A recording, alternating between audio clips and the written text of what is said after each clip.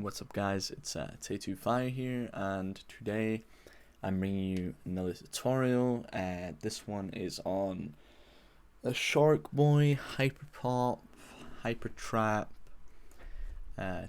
Carson sort of thing, type beat. And yeah, I'm just going to be going through this one and breaking it down rather than walking through from scratch, as I want to show you some of my better work. So yeah. So to begin with, I start off with this simple pluck sound. It's in the key of C major, so I simply went to view, scale highlighting in major. And I just sort of, played it by ear, whatever sounded good to me, layered some notes. And yeah, so essentially, went to serum. When it loads, there we go, and I picked this pluck from the noise serum bank. And yeah, that's how it sounds.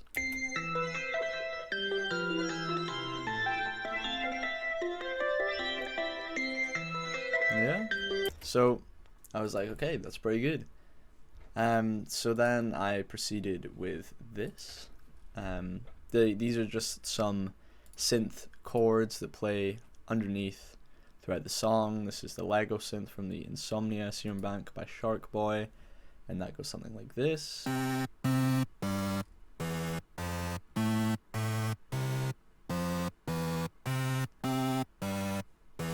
And all I've done here is I've just layered the bottom notes and the top notes.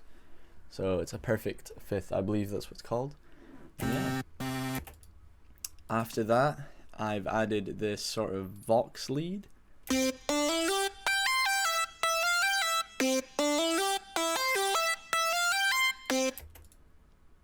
And that is once it loads, the Vox Cala from the Digitala Serum Bank.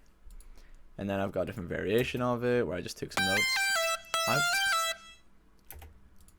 And then I have this sine lead that is from the Insomnia Serum Bank as well, I believe, or the Acid Serum Bank. Yeah, the Acid Serum Bank, the favorite sound. And this just creates some really cool lead layers.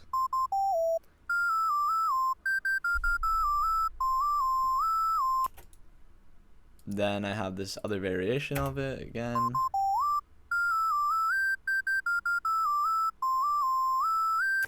Now, whenever you make variations, I like to keep it very simple. You don't need to change a lot because then it would sound too different and it'll sort of mess up the vibe of the song.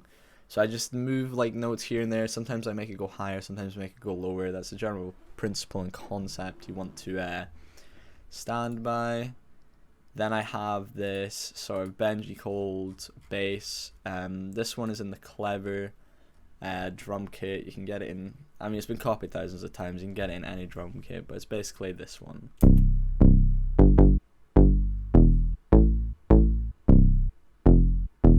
And now, as always, what I like to do with my 808s is, and basses for that matter, I like to tune them down to the original key. So normally they'll be in C5, which is fine. You can use it in that, and many people do.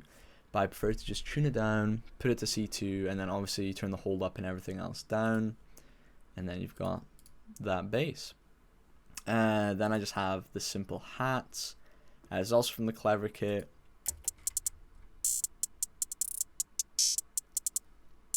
Just some simple sort of bouncy hats with some nice rolls. Then a kick that layers over the 808s. And this is from the Winters HYPERPOP glitch core drum kit. And then obviously just the simple claps from my drum kit. It's the Luger clap classic. You can find in 4 million kits. Nothing too crazy going on there. This is an 808 from my kit. This is the Opium 808. Just basically a spins with a little bit of boost on it. Sort of following the root notes, creates a nice bounce. Then I've got a second variation of it that switches between the spins and the sort of, this is also an 808 from my kit. This is sort of like a boosted spins meds 808 sort of thing, distorted. And yeah, and then last but not least, we have this lead. This is from the Acid Serum Bank again, I believe. And this is the Rager lead, the classic sort of Yeet Ken Carson lead.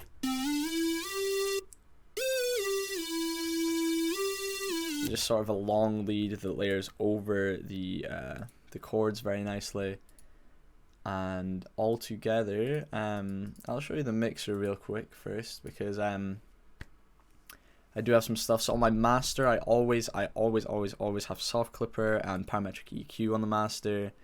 A lot of the times I don't mess around with it. You can, and I actually advise that you do, but sometimes I just can't be bothered. to be honest. I like to have the simple parametric EQ 1 rather than parametric EQ 2, just so I can do some like adjustments, boost the lows and the highs.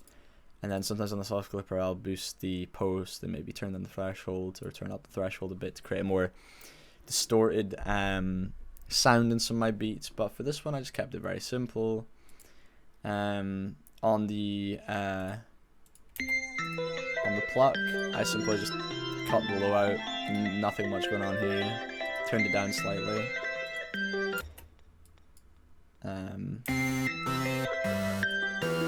Then same thing I did here for the chords, and then for the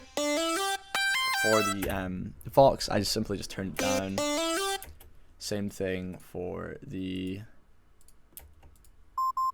sine, I just turned it down. What you could do, and what I might do, as it's a little bit piercing, you can maybe take down the highs here, and then that's just the same. And then for the just soft clipper, boost the low,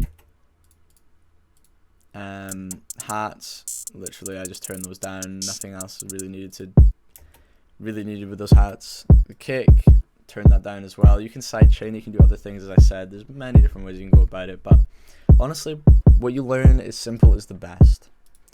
So clap, same thing. I literally never do anything with my claps. Maybe turn it down by 5%, but you know when they're pretty prevalent. 808, I always put it to mono 90% of the time. There is some 808s that sound better if you just keep it in stereo, but I normally put them to mono and then boost to 1 in the 90 Hz range and apply a bit of soft clipper. Same thing for that, and then the lead, same thing, just turn it down. And then all together, I also created an automation clip for the volume so it fades out at the end, but that's literally it, and all together it sounds like this. So I'll walk through it a little bit. Obviously my tag, and then I have this white noise riser in my kit. This just always goes well with pretty much every beat.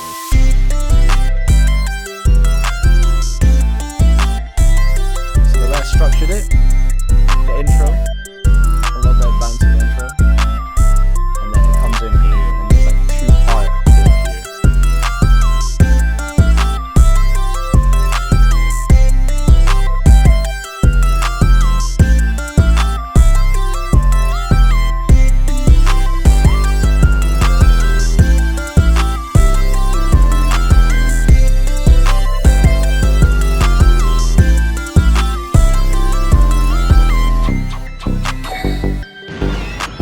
Random sound effect, I don't even know why I had it, but it's there.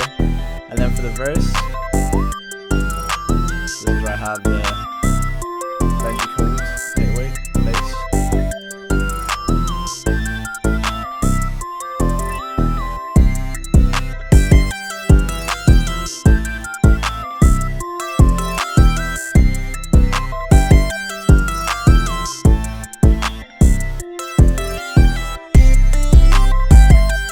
And it's essentially just the same thing. And what I want to point out here a little bit in the verse is that sometimes I actually have started to do this recently, and I found that it works pretty well to sort of mix up the repetitiveness. You can sort of shorten the some of your leads and mix them around and stuff. Obviously take stuff out and put stuff in, that's pretty common knowledge, but shortening these and sort of like make some effects to them is pretty cool, and I enjoy doing that in this beat. Then the outro is literally just a copy and paste of the intro, just with a fade out.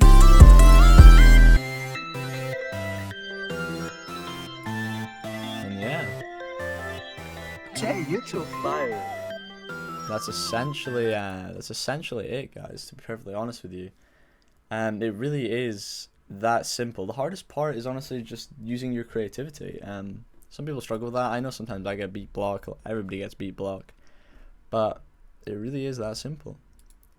And that's essentially how you can make a hyper pop, hyper trap beat for Ken Carson and artists like Ken Carson.